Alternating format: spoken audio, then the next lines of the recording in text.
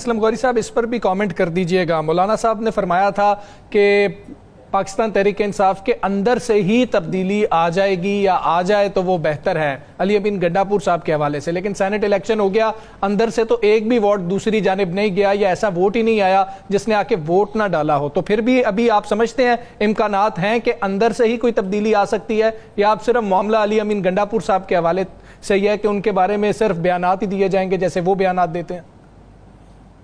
دیکھیں، اگر اندر کے یہ معاملات نہ ہوتے تو اپوزیشن کے ساتھ بیٹھ کے فارمولے کیوں طے کرتے؟ اندر کے معاملات تھے تو انہوں نے ہم سے فارمولے کیے نا، اور جب انہوں نے یہ دیکھا کہ اپنے ان لوگوں کو جو اندر بغاوت کر رہے تھے ان کے ساتھ، آپ کو دیکھیں 25-26 کینڈیڈیٹ ہو گئے تھے اور آخری وقت میں تو 22 کینڈیڈیٹ تھے، 11 سیٹوں پر 22 کینڈیڈیٹ تھے، جو 11 جو گئے تھے کس لیے گئے تھے؟ وہاں 11 جو وہاں پر سرمایہ دار کھڑے ہوئے تھے، ان میں سے کوئی 4-5 اس پٹے کے اپنے ورکر تھے، باقی سرمایہ دار تھے، تو وہ سارے سرمایہ دار کیوں کھڑے ہوئے تھے؟ تو وہ کس کو خرید رہا تھا؟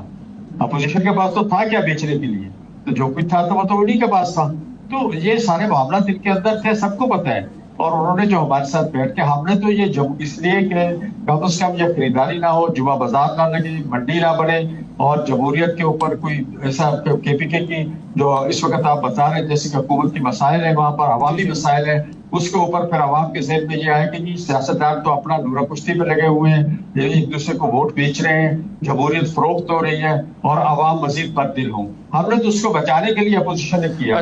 میں اپنی جہاں تک بات کرتا ہوں، میرے پاس رانا صاحب 18 ووٹ تھے اور میرا جو کینڈیڈیٹ جنرل کا جیتا ہے اس کو 18 ووٹ ملے ہیں، اور اسی طرح میرا جو اپنا جیتا ہے کینڈیڈیٹ ٹیکنوکریٹ کا، اس کو وہی ووٹ ملا ہے جو اپوزیشن کا ملا ہے، کوئی ووٹ دوسرا نہیں ملا اس کو۔ اچھا غوری صاحب،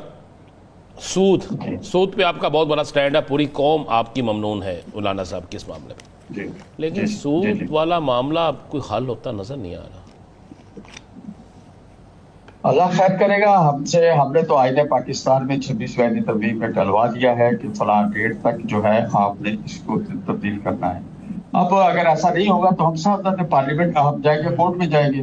اور پھر حکومت کو آ کے جواب دے ہونا، لیکن حکومت اس کو ڈیفینڈ نہیں کر سکے گی، اس لیے وہ آئین کا حصہ ہے کہ وہ جو وفاقی شریعت کورٹ کا فیصلہ ہے اس فیصلوں کو ہم نے 26ویں ترمیم میں آئین کا حصہ بنا دیا ہے۔ اب یہ حکومت کے پاس ہے کہ وہ کب تک اس کو اپنے آپ آج کرتی ہے، آنے والے کل کرتی ہے، ان کو کرنا ہے، اور وہ ہمیں تو یہی بتا رہے ہیں کہ جی ہم اس پہ کام کر رہے ہیں۔ بالکل ٹھیک ہے، اس کو قانون کا حصہ بنا دیا گیا ہے، اب ایک تاریخ دے دی گئی ہے، وہ ٹرانزیشن پیریڈ چاہیے تھا حکومت کو کہ اس ٹرانزیشن پیریڈ کے اندر ہمیں یہ دیکھنا ہے کہ ان معاملات کو کیسے دیکھا جائے گا۔ اسلم غوری صاحب بہت شکریہ آپ کا۔